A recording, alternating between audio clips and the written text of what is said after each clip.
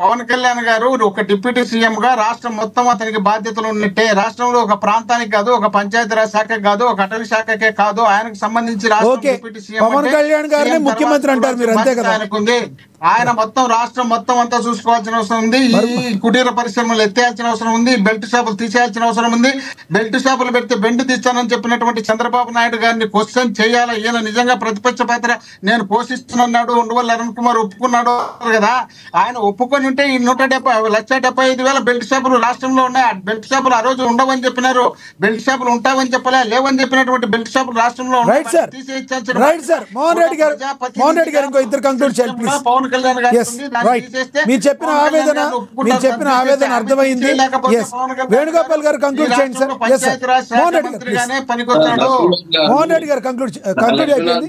వేణుగోపాల్ గారు కంక్లూడ్ చేయండి. పవన్ కళ్యాణ్ ఏదైతే మినిస్ట్రీ తీసుకున్నాడో దాని ప్రతి ఒక్క దానికి న్యాయం చేస్తూ ఏదైతే అట్టడుగు సమస్యని కూడా వెలికి తీసి ఆ ప్రాబ్లం సాల్వ్ చేసే ప్రయత్నం పవన్ కళ్యాణ్ చిత్తశుద్ధితో చేస్తున్నాడు. ఈ రోజు రాజకీయాల కోసమో లేకపోతే ప్రతిపక్షాల మెప్పు కోసమో పవన్ కళ్యాణ్ ప్రయత్నం చేయలేదు. ఈ రోజు అతి ముఖ్యమైన శాఖలవి కాకపోతే ఎక్కువ హైలైట్స్ ఉండవు. అంతేగాని పంచాయతీరాజ్ కానీ అడవి శాఖ కానీ పొల్యూషన్ కానీ ఇలాంటి శాఖలన్నీ ప్రజలకు చాలా ఇంపార్టెన్సీ దాన్నే తీసుకునేసి ఈ రోజు పవన్ కళ్యాణ్ ఖచ్చితంగా సాల్వ్ చేసుకుంటూ ముందుకు పోతున్నాడు.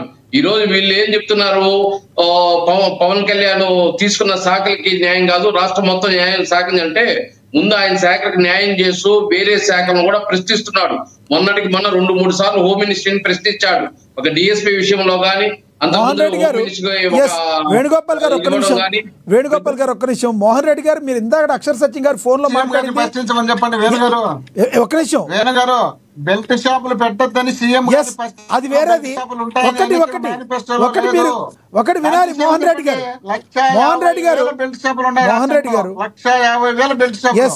రెడ్డి గారు అది వేరే టాపిక్ చేద్దాం. మీరు ప్రతిపక్షంగా ఏదైనా ప్రశ్నించే హక్కు మీకుంది, మాట్లాడదాం. నేను అనేది దాని గురించి కాదు. మీరు ఇందాక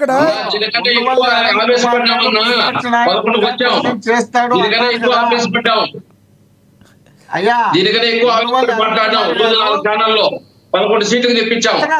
అందరూ జగన్మోహన్ రెడ్డికి మొన్న ఆయన మేకపాటి చెప్పినట్టు అందరూ భజన చేసే కాదు, ఇది తప్పు ఇది ఒప్పు అని జగన్మోహన్ రెడ్డి గారికి తెలియజేస్తుంటే ఈ రోజు 11 స్థానాలకు వచ్చే పరిస్థితి ఉండదు. మేకపాటి చెప్పింది ఇంకా ఫాలో అయ్యి రాష్ట్రంలో జగన్మోహన్ రెడ్డి గారిని ఉరికి వచ్చేటట్టుగా చేయండి. ఎందుకు ఊరికే భజన చేసి ఇంకా ఆయన ఊరిలో తిప్పేస్తారు. వేణుగారు అదే ఈవీఎంలు మాట్లాడితే 0 కూడా చేయొచ్చు రిజల్ట్. ఈవీఎంలతో జీరో చేయొచ్చు రిజల్ట్. అదే అందరికీ వేరే పార్టీని గెలిస్తే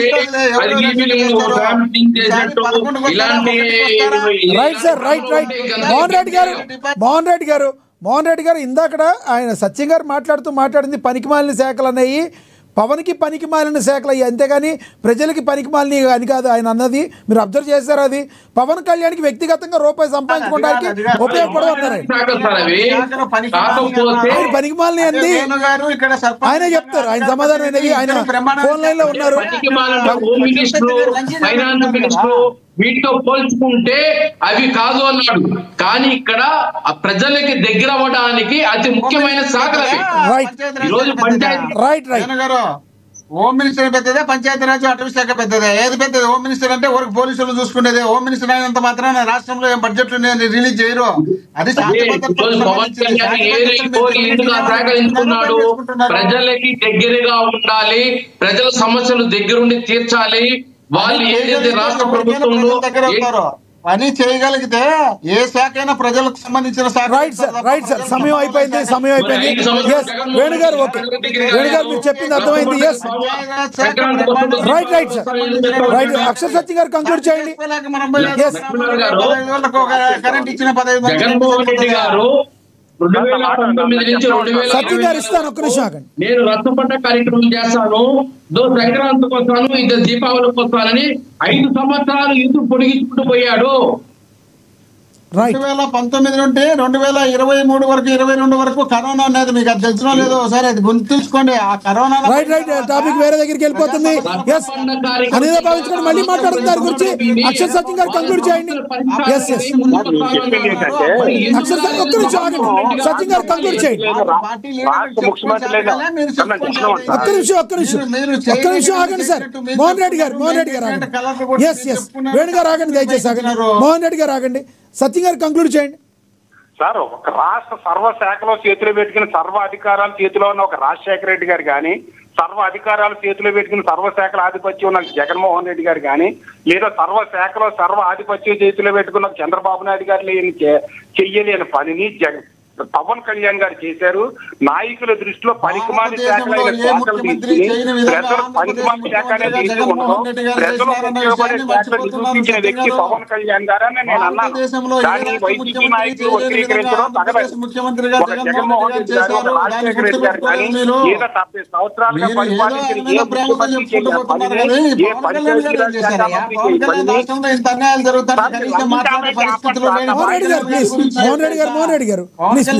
ఇద్దరు మాట్లాడితే అర్థం కాదు, దయచేసి ఇద్దరు వాయిస్ అర్థం కాదు. ప్లీజ్ ఒక్క నిమిషం, ఆయన ఏం చెప్తున్నారు విన్నారు కదా. సమయం అయిపోయింది. మోహన్ రెడ్డి గారు ఒక్క సెకండ్ ఆగండి, మీరు 30 సెకండ్స్ ఆగండి. మోహన్ రెడ్డి గారు ఆగండి ప్లీజ్. మోహన్ రెడ్డి గారు ప్లీజ్ దయచేసి ఆగండి. సచిన్ గారు కంక్లూడ్ చేయండి, 30 సెకండ్స్. ఎట్లా అవుతుంది? జగన్మోహన్ రెడ్డి గారు చేయలేనంత పెద్దగా చేసినారంటే ఎట్లా అవుతుంది? మోహన్ రెడ్డి గారు ఆగండి. కూడా సంక్షేమ కార్యక్రమాలు మొదలు పెట్టింది రాజశేఖర రెడ్డి గారి కుటుంబం, రైట్. జగన్మోహన్ రెడ్డి గారు రైట్ రైట్ చేసుకుంటూ వచ్చినారు. అలాంటి మోహన్ రెడ్డి గారు మోహన్ రెడ్డి గారు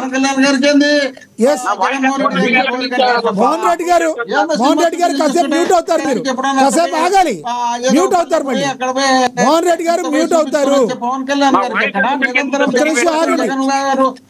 జగన్మోహన్ రెడ్డి గారికి మోహన్ రెడ్డి గారు జగన్మోహన్ రెడ్డి గారు చేశారు, ఏం చేశారు ప్రజలు కూడా చూశారు. ఎస్ కాసేపు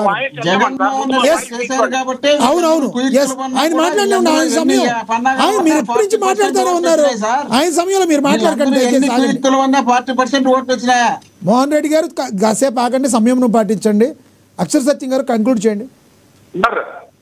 గత 70 సంవత్సరాల్లో